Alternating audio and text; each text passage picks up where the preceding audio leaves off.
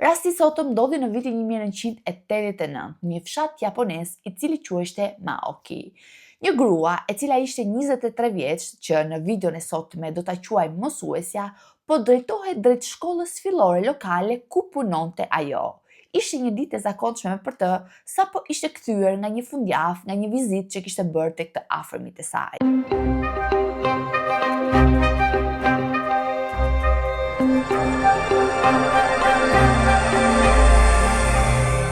Përshëndetje të gjithëve dhe mirë se erdhët në kanalin tim. Për gjithë ju që s'më njihni, unë jam Lori dhe si gjithmonë do të jem këtu me ju për t'ju treguar një histori të vërtet krimi. Nëse jeni të apasionuar pa historive true crime ose misterioze si puna ime, atëherë ju rekomandoj që të bëni një subscribe për të qenë gjithmonë të azhurnuar mbi videot e reja. Kështu që pa humbur kohë, le të fillojmë me rastin e sotëm. Mësuesja në orën 5 mbaroi punën dhe u drejtua drejt konviktit të grave brenda territorit të shkollës ku jetonte.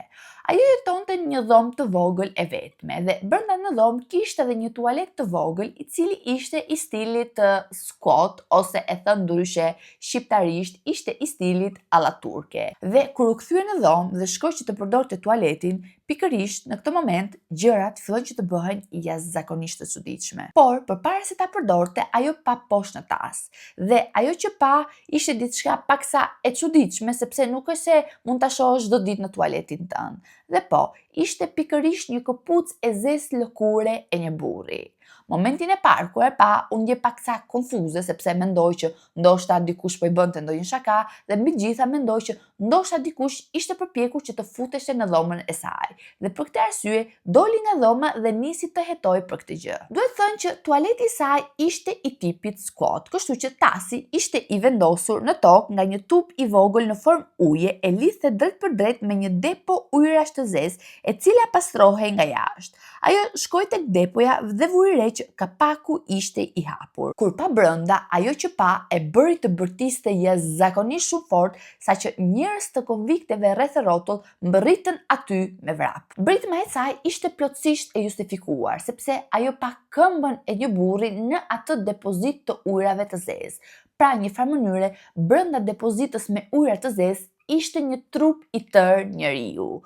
Kolegët e saj mbërriten menjëherë në vendngjarje së bashku me drejtorin dhe ajo që pan ishte tmerruese. Burri që ndodheshte brenda në depozit tashmë ishte i vdekur. Një nga kolegët telefonoi menjëherë policinë dhe kur policia mbërriti, konfirmoi atë që tashmë të gjithë e dinin. Personi ishte pa shenja jete. Ato filluan përpjekje që të nxjerrin jashtë trupin, por të themi të vërtetën nuk ja dolën ban sepse tubi i jashtëm i depozitës ishte vetëm 36 cm dhe sipas Ministrisë së Ekonomisë, ato dolën në përfundimin që gjerësia mesatare e shpatullave të burrave japonez ishte 40.4 cm.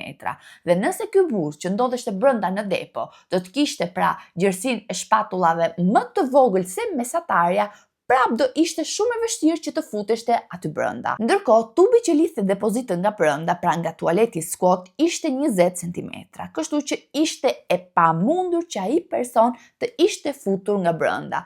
Por në të njëjtën kohë ishte e pamundur që të ishte futur nga jashtë, por duhet themi që ishte e mundur sepse ai person ndodheshte pikërisht aty. Problemi ishte se autoritetet nuk po arrinin dot që ta nxjerrin trupin e tij dhe si është e mundur që ai ishte futur aty? Kishte shtrembëruar trupin e tij apo dikush tjetër e kishte futur me forcë? Fatkeqësisht duhet thënë që policia u tregua shumë e ashpër në përpjekje për të nxjerrë jashtë trupin, sepse ishin policë lokal, policë të një fshati dhe nuk kishin eksperjenca të tilla me raste të tilla kaq të pazakonta. Kështu që gjatë përpjekjeve të tyre çdo gjë ishte e pamundur dhe mund të them që shumica e provave u shkatruan nga përpjekja e tyre e dhunshme për të nxjerrë jashtë trupin. Në këtë pikë telefonuan për forcime dhe erdhën 3 zjarfikse, të cilët përdorën një ekskavator dhe një vinç për të nxjerrë tubin nga toka dhe më pas të prisnin tubin dhe të nxjerrnin trupin jashtë. Kur më në fund e nxorën trupin, burri ishte në pozicion fetal. Ishte komplet i zhveshur gjysmë e sipër dhe mbi gjitha kishte një pallto të palosur në mënyrë perfekte, e specifikoi, të vendosur në kraharor. nuk kishte këpucë, sepse njëra këpucë ishte gjetur në tasën e tualetit të mësueses, ndërsa këpuca tjetër për momentin nuk diheshte.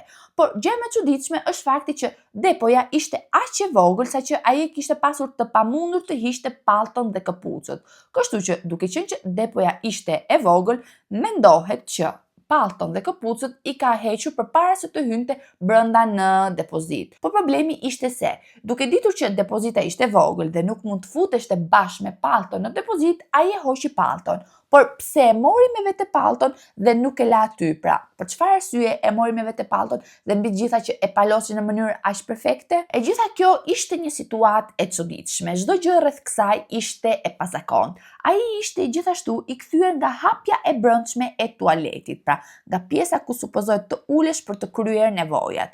Brenda depozitës ishte aq e ngushtë saqë nuk mund të kthehej, kështu që është pothuajse e sigurt që ka hyrë me kokë përpara. Kur e nxori nga tubi, ai ishte mbuluar plot me jashitje dhe në fakt autoritetet duhet ta pastronin plot 2 herë. Era ishte jashtëzakonisht shumë e tmerrshme dhe mund të them që ishte dita më e tmerrshme e personave që kanë punuar atë ditë. Imagjinoni që atë ditë të shkosh në punë dhe dikush të thotë që shiko, sot kemi gjetur një burr në tubin e tualetit dhe është i mbuluar plot e përplot me pra me jashitje. Por duke qenë se ishte një fshat i vogël dhe fjala përhapeshte shumë shpejt, u krijua një turm e madhe rreth e rrotull autoriteteve për të parë trupin i cili dilte nga tubi.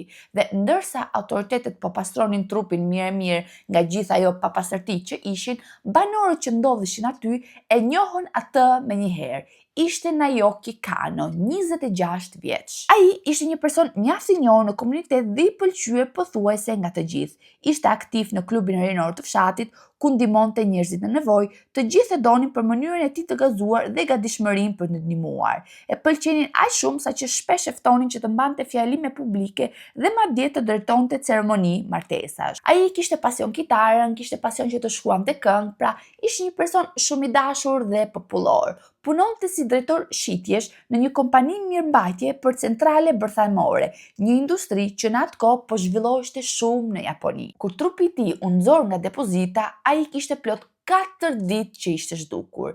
Dita e fundit që u pa gjallë ishte pikërisht data 24 shkurt, kur doli nga shtëpia e prindërve të tij. Ai tha babait të tij që atë natë do të dilte me disa kolegë për të pirë diçka për t'u argëtuar, kështu që ndoshta do të vonohej. Dhe prindërit e tij nuk është se u bën merak, pra sepse përgjithësi djali i tij dilte gjithmonë me shokët dhe vonohej në përgjithësi. Por në fakt, kur kaloi dhe dita e dytë, kur kaloi dhe dita e tretë, prindërit e tij u shqetësuan jashtëzakonisht shumë sepse nuk po merrnin lajme nga djali dhe në këtë moment telefonuan menjëherë policinë. Makina e tij u gjet në parkingun e një fshati afër shkollës fillore. Çelësat e makinës ndodheshin akoma në makinë, gjë që të lënte të kuptonte që do të ktheheshte përsëri, pra nuk kishte planifikuar që të mungonte gjatë. Por policia nuk kuptonte se pse makina e tij duhet të ndodheshte pikërisht aty, pra çfarë kërkonte djali aty, çfarë kishte kërkuar aty. Në fakt ka shumë pikpyetje, por gjë tjetër që gjetën ishte këpuca tjetër dhe këpuca tjetër u gjet qindra metra larg makinës afër bregut të një lumi. Pasi trupi u nxor dhe u pastrua, u dërguar në stacionin lokal të zjarfikësve, ku një ekspert mjekëligjor kreu autopsinë. Nga gjendja e ngurtësimit të trupit u përcaktua se ai kishte vdekur 2 ditë më parë, pra më 26 shkurt, pra 2 ditë pasi ishte parë për herë të fundit. Nuk u gjetën shenja dhune dhe shenja përleshjes, kështu që vdekja e tij u klasifikua aksidentale, pra e shkaktuar nga hipotermia dhe nga çrregullimi i qarkullimit në kraharor. Pra një farë mënyre u fto aty brenda dhe u shtyp deri në vdekje. Gjë tjetër që vure nga autopsia vune që kishte gërvishtje në bryla dhe në gjunjë. Dhe këto gërvishtje i kishte marrë sepse djali kishte dashur në mënyrë të vullnetshme të futeshte brenda në tub. Pa ishte zvarritur për të futur brenda në atë tub. Dhe në momentin kur ishte përpjekur që të dilte, ai kishte përdorur brylat dhe gjunjët dhe për këtë arsye kishte marrë gërvishtje të lehta. Por në fakt është shumë e çuditshme fakti që si arriti të zvarriteshte brenda atij tubi, pra në çfarë mënyre, sepse gjithë personat, sido që ta kapnin mënyrën, thonin që ishte e pamundur, por djali disi ja doli sepse u gjet aty brenda. Dhe imagjinoni se sa e neveritshme mund të ketë qenë aty brenda. Por gjithsesi, një zot e di se pse ai u fut aty. Por tani, le të flasim për disa teori që lidhen me këtë histori, sepse janë shumë interesante. Teoria e parë quhej Peeping Tom, ose ndryshe vëzhguesit e fshehtë, dhe kjo teori në fakt u sugjerua nga autoritetet, nga policia, sepse, siç u thash, në trupin e viktimës nuk u gjetën shenja dhune, pra shenja plagësh, po vetëm disa gërvishje të vogla. Dhe këto gërvishje të vogla pra tregonin qartësisht se ai kishte hyrë vetë në tup dhe ishte përpjekur që të dilte, gjë që nuk ja doli mban. Sipas hetuesve, ai kishte hyrë brenda në tup për të spionuar mësuesen teksa përdorte tualetin. Dhe pozicioni i trupit përputheshte fiks me këtë teori, sepse koka e tij ishte drejtuar drejt tasit të tualetit dhe këmbët ishin mbledhur në atë mënyrë për të shfrytzuar gjithë hapësirën e ngushtë. Por në fakt, djali nuk ishte menduar se si do të dilte që aty. Ai nuk mund të zhbullokonte krahat nga gjoksi dhe në atë pozicion nuk mund të shtrembronte trupin për të dalë. Ishte shumë i gjerë për të shtyr veten mbrapa, kështu që mbeti i bllokuar. Kjo shpjegon akoma më mirë pra ato gërvishje që kishte marrë në gjunjë dhe në bryla, sepse në momentin kur djali ka kuptuar që nuk mund të dilte që aty, ai ka përdorur forcën e tij më të madhe, duke u lëkundur dhe për këtë arsye ka marrë ato plagë të lehta. Teori tjetër ishte që dikush tjetër mund ta kishte futur atë me forcë në tup. Por një farë mënyre kjo teori bie paksa poshtë, sepse nëse dikush tjetër do ta kishte futur atë me forcë në tup, atëherë në trupin e djalit do të ishin gjetur jo gërvishje të vogla, por dëmtime të rënda në trup, sepse nëse dikush tjetër e përdor gjithë forcën e tij për ta futur në atë tup të ngushtë, atëherë do ta fusë me një dhunë të paparë, me një forcë të paparë dhe jo në mënyrë të kujdesshme. Dhe mbi gjitha, nëse dikush tjetër do ta kishte futur djalin në tup, pse duhet ta kishte palosur pallton në mënyrë aq perfekte? Ai thjesht mund ta kishte hedhur pallton ose mund ta kishte mbledhur garrumull dhe ta kishte futur bashkë në tup bashkë me djalin, por për çfarë arsye? Prindit e djalit e mohuan menjëherë këtë teori dhe thanë që ishte e pamundur sepse djali i tyre nuk ishte i tillë. Mbi gjitha dhe njerëzit e fshatit e mohuan dhe bën një peticion me 4.000 firma për të rihapur dhe njëherë çështjen, sepse ato mendonin që nuk ishte një vdekje aksidentale nga hipotermia, siç tha policia, por ishte një vrasje e vërtetë. Megjithatë, nga gjitha rastet që kemi trajtuar, kam dalë në përfundimin ose kam vënë re që njerëzit në përgjithësi nuk e tregojnë anën e errët të tyre tek persona, thjesht tregojnë atë anën e mirë, anën që duan që njerëzit e tjerë të shohin, dhe anën e errët e mbajnë për vete ose thjesht në rastet kur u nevojitet. Dhe për mendimin tim, teoria që dhan policët pra e vëzhguesit të fshehtë është deri më tani teoria që ka më shumë gjasa të jetë e vërtet, sepse të gjitha provat ishin aty, sepse kishte vetëm gërvishti, kishte vetëm dëmtime të lehta, nuk kishte shenja dhune që dikush tjetër ta kishte futur me forcë në atë tup kaq të ngushtë. Një tjetër teori që qarkullon thonë që ndoshta mësuesja dhe Nauki kishin një lidhje romantike me njëri tjetrin. Disa persona në lidhje me këtë gjë thonë që ato njiheshin, disa persona thonë që njiheshin jashtëzakonisht shumë mirë. Pra, cila do qoftë mënyra pra që njiheshin mirë apo njiheshin shumë mirë, tregon që njiheshin me njëri tjetrin. Dhe shumë persona mendojnë që mund të ketë pasur një kërkëndësh dashurie mes mësueses, mes Naukit dhe të dashurit të mësueses. Dhe shumë persona mendojnë që ndoshta mësuesja e ka tradhtuar pra të dashurin e saj me Naukin. Por persona të tjerë dinë që Nauki ishte mik shumë i ngushtë i të dashurit të mësueses, saqë një ditë kishin gjërmuar një djalë i cili telefononte vazhdimisht mësuesen duke e ngacmuar. Cila do qoftë lidhja e tyre, ato njiheshin me njëri tjetrin, por duke supozuar që Nauki njiheshte jashtëzakonisht mirë me mësuesen, ai e dinte që mësuesja do të mungonte, pra nuk do të ishte në dhomën e saj nga data 24 deri më datë 28, pra plot 4 ditë. Dhe pse ai duhet të shkonte, pra duhet të futeshte në rezervuar që nga data 24, për çfarë arsye kur mësuesja nuk ishte fare në dhomën e saj?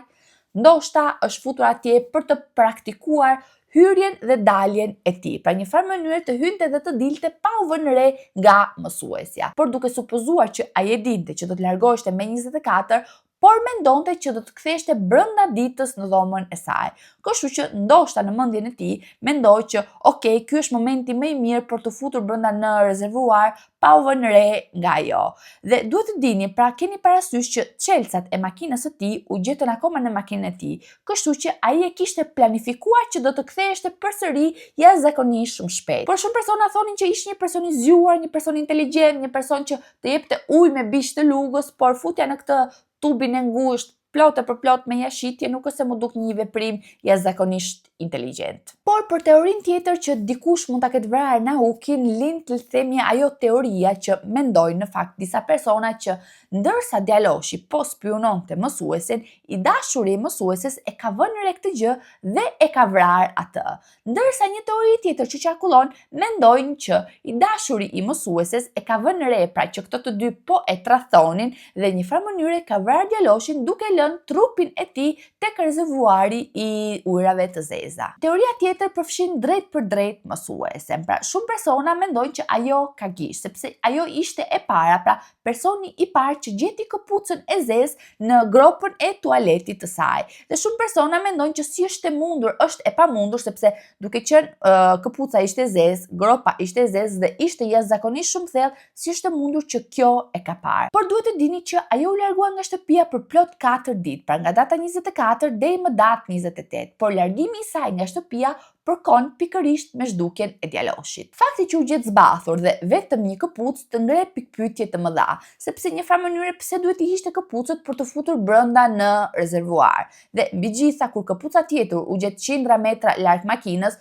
pse duhet ta hiqte njërin këpucë jashtë, pra në atë të ftohtë, sepse ishte dëbor dhe nuk është se ishte ndonjë kënaqësi e madhe për të ecur këmbë zbathur nëpër dëbor. Ndoshta ka ndodhur një përplasje e mundshme, pra një farë mënyre mund të ketë ndodhur një përleshje dhe gjatë përleshjes një nga këpucët e tij mund të jetë hequr gabimisht dhe më pas trupi i tij është çuar në atë depozit të ujrave të zeza, është futur pra në atë rezervuar të ujrave të zeza së bashku me këpucën tjetër që kishte mbetur dhe së bashku me pallton, pra që një farë mënyre të gjitha provat të ishin së bashku me njëra tjetrën. Por personalisht nuk është se i besoj shumë kësaj teorie, sepse siç u thash në trupin e tij nuk kishte shenja përleshje, nuk kishte shenja të mëdha madhiose, nuk kishte dëmtime të mëdha, sepse nëse dikush tjetër do ta kishte futur atë brenda në trup, do të kishte trupi dëmtime jashtëzakonisht mëdha. Teoria e fundit lidhet me punën e Naukit. Siç u përmenda më përpara, ai ishte shitës në një kompani mirëmbajtjes të centraleve bërthamore dhe në kohën e vdekjes së tij po zhvilloheshin zgjedhje lokale për kryetarin e fshatit dhe kishte debat për zgjerimin e mundshëm të centralit bërthamor të Fukushimës në zonë. Ndërsa kjo gjë sillte përfitime ekonomike,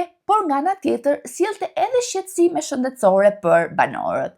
Nauki, së bashku me kolegun e tij, e kishin hetuar më përpara centralin e Fukushimës dhe vetëm një muaj para vdekjes së tij, ky koleg i kishte dhënë fund jetës së tij në një mënyrë shumë tragjike.